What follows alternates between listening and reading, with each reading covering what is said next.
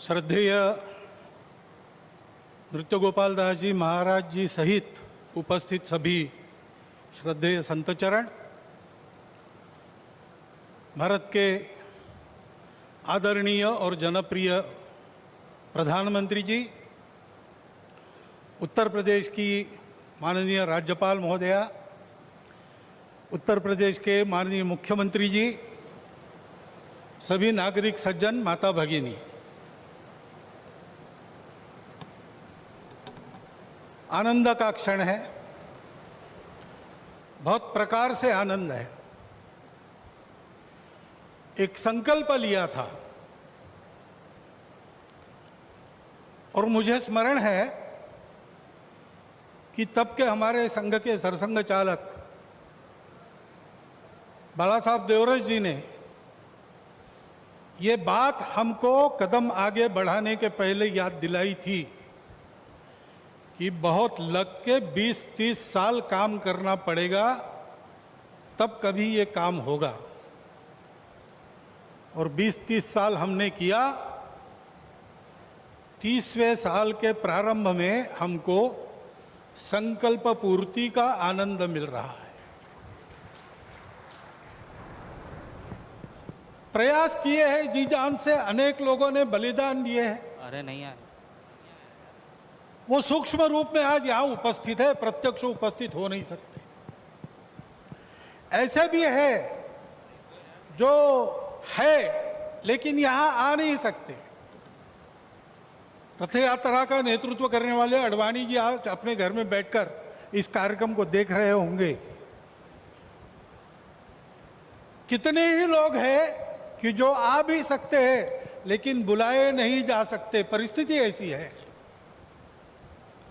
लेकिन वो भी अपनी अपनी जगह, पूरे देश में देख रहा हूं आनंद की लहर है।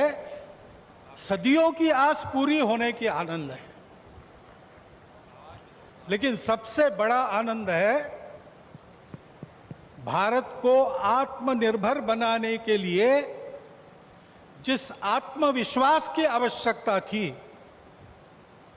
और जिस आत्मभान की आवश्यकता थी, उसका सगुण साकार अधिष्ठान बनने का शुभारंभ आज हो रहा है। वो अधिष्ठान है आध्यात्मिक दृष्टि का, सिया राममय सब जग जानी। सारे जगत में अपने को और अपने में सारे जगत को देखने की भारत की दृष्टि, जिसके कारण उसके प्रत्येक व्यक्ति का व्यवहार आज भी विश्व में सबसे अधिक सज्जनता का व्यवहार होता है और उस देश का सामूहिक व्यवहार सबके साथ वसुधैव कुटुंबकम का होता है।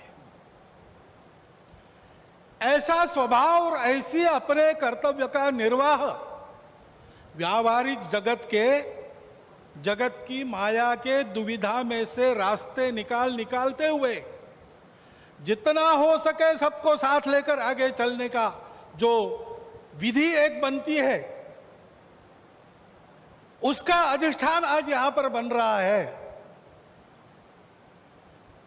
परम वैभव संपन्न और सबका कल्याण करने वाला भारत, उसके निर्माण का शुभारंभ आज ऐसे निर्माण का व्यवस्थागत नेतृत्व जिनके हाथ से है, उनके हाथ से हो रहा है। ये और एक आनंद है। और इसलिए उन सब का स्मरण होता है। लगता है अशोक जी यहां रहते तो कितना अच्छा होता, महंत परमहंस रामचंद्र दास जी अगर आज हो सकते तो कितना। लेकिन जो इच्छा उसकी है वैसे होता है। लेकिन मेरा विश्वास है कि जो है वो मन से और जो नहीं है वो सूक्ष्म रूप से आज यहां उस आनंद को उठा रहे हैं, उस आनंद को शतगुणित भी कर रहे हैं। लेकिन इस आनंद में एक स्फुरण है, एक उत्साह है। हम कर सकते हैं, हमको करना है, वही करना है। एतद्देश प्रसूतस्य सकाशादग्र जन्मनात् स्वम स्वम चरित्रम शिक्षेरन पृथिव्याम सर्वमानव। जीवन जीने की शिक्षा देनी है। अभी ये कोरोना का दौर चल रहा है, सारा विश्व अंतर्मुख हो गया है। विचार कर रहा है कहाँ गलती हुई, कैसे रास्ता निकले। दो रास्तों को देख लिया, तीसरा रास्ता कोई है क्या? है, हमारे पास है, हम दे सकते हैं, देने का काम हमको करना है। उसकी तैयारी करने के संकल्प का भी आज दिवस है। उसके लिए आवश्यक तो पुरुषार्थ हमने किया है। प्रभु श्री राम के चरित्र से आज तक देखेंगे तो सारा पुरुषार्थ, पराक्रम, वीरवृत्ति हमारे रग रग में है। उसको हमने खोया नहीं है, वो हमारे पास है। हम शुरू करें, हो जाएगा।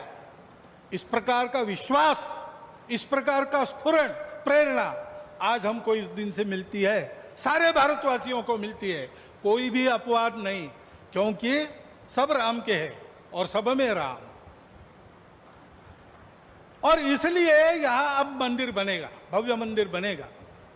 सारी प्रक्रिया शुरू हो गई, दाई तो बांटे गए हैं, जिनका जो काम है वो करेंगे। उस समय हम सब लोगों को क्या काम रहेगा? हम सब लोगों को अपने मन की अयोध्या को सजाना संवारना है। इस भव्य कार्य के लिए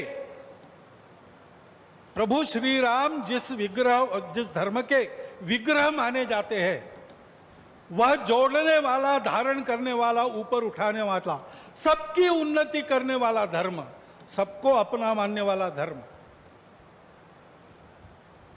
उसकी ध्वजा को अपने कंधे पर लेकर संपूर्ण विश्व को सुख शांति देने वाला भारत हम खड़ा कर सके, इसलिए हमको अपने मन की अयोध्या बनाना है। यहां पर जैसे जैसे मंदिर बनेगा वो अयोध्या भी बनती चली जानी चाहिए। और इस मंदिर के पूर्ण होने के पहले हमारा मन मंदिर बनके तैयार रहना चाहिए, इसकी आवश्यकता है। और वो मन मंदिर कैसा रहेगा बताया है। काम कोह मद मान न मोहा, लोभ न क्षोभ न राग न द्रोहा, जिनके कपट दंभ नहीं माया,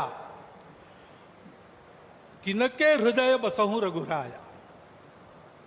जात पात धनु धर्म बढ़ाई, प्रिय परिवार सदन सुखदाई, सब तजी तुम ही रहो उरलाई, तेही के हृदय रहो रघुराई। हमारा हृदय भी राम का बसेरा होना चाहिए, इसलिए सभी दोषों से, विकारों से, द्वेषों से, शत्रुता से मुक्त। दुनिया की माया कैसी भी हो, उसने सब प्रकार के व्यवहार करने के लिए समर्थ। और हृदय से सब प्रकार के भेदों को तिलांजलि देकर केवल अपने देशवासी ही क्या, संपूर्ण जगत को अपनाने की क्षमता रखने वाला इस देश का व्यक्ति और इस देश का समाज, ये गढ़ने का काम है। उस गढ़ने के काम का एक सगुण साकार प्रतीक जो सदैव प्रेरणा देता रहेगा, वो यहां खड़ा होने वाला है। भव्य राम मंदिर बनाने का काम भारतवर्ष के लाखों मंदिरों में और एक मंदिर बनाने का काम नहीं है। उन सारे मंदिरों में मूर्तियों का जो आशय है, उस आशय का पुनर्प्रगटीकरण और उसका पुनर्स्थापन करने का शुभारंभ आज यहां बहुत ही समर्थ हाथों से हुआ है। इस मंगल अवसर पर इस सब आनंद में मैं आप सबका अभिनंदन करता हूं।